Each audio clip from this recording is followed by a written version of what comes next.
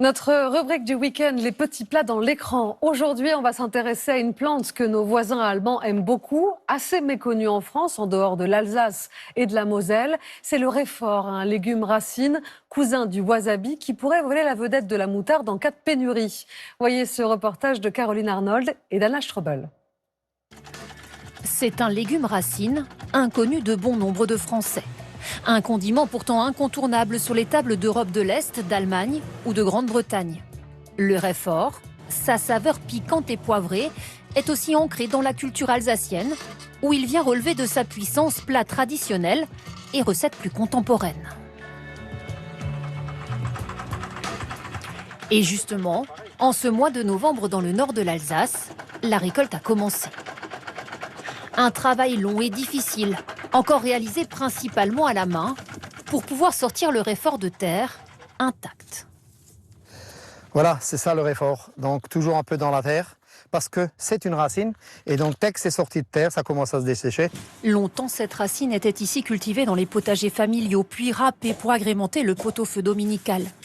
Aujourd'hui, une quinzaine de producteurs comme Christophe Scharenberger maintiennent la tradition de cette racine aux multiples vertus. Son acidité, son piquant participent à la digestion et sa richesse en vitamine C était utilisée par les marins à l'époque pour éviter le scorbut. Des vertus médicinales, Salut Hélène. mais surtout un goût et un piquant unique avec lesquels a grandi la chef Hélène Aubert et qui inspire aujourd'hui sa cuisine. Qu'est-ce que vous aimez dans le réfort, dans cette racine ? Le côté fort en goût. Il ne faut pas que ça agresse le palais, mais que ça reste longtemps en bouche pour relever le goût d'un plat qui reste un petit peu fade. Mais avant de rejoindre les assiettes, le réfort est transformé, car en Alsace, sa racine est rarement consommée fraîche. Conservé plusieurs mois en chambre froide, puis soigneusement lavé, le réfort est ensuite broyé dans cet atelier. La racine est assez fibreuse, est assez riche et sèche finalement. Et donc pour avoir de la texture, on rajoute des ingrédients liquides qui sont l'eau, le vinaigre, l'huile et du lait alsacien. Un dernier passage sous une meule de pierre et se dévoile le produit final. Un petit peu comme une moutarde, une pâte de réfort, c'est à peu près pareil, c'est la même molécule.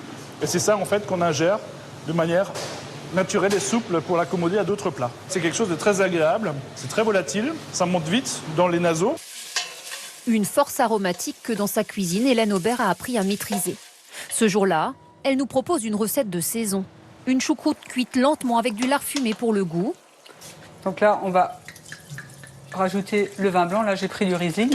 Du boudin aux châtaignes rapidement poêlé sur feu vif. Et surtout, pour relever le goût, un espumat de pommes de terre au réfort.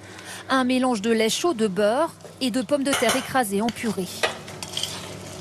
Je vais prendre mon réfort, je vais prendre une grosse cuillère, environ 50-60 grammes, que j'ai incorporé dans mon mélange.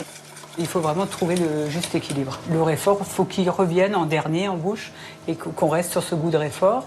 Et qu'avant, on a tous les marqueurs de l'autre plat qui viennent aussi s'installer. Une autre manière de travailler le réfort loin du traditionnel pot-au-feu. Bon appétit. Merci. Un plat qu'est venu partager notre producteur Christophe Scharenberger. C'est vraiment le réfort qui sort. Oui. Et c'est doux. Et il semble séduit par l'idée. Aujourd'hui, tous les chefs cherchent d'autres saveurs, d'autres goûts. Et notre réfort qui est là depuis des centaines d'années, recommence à être découvert.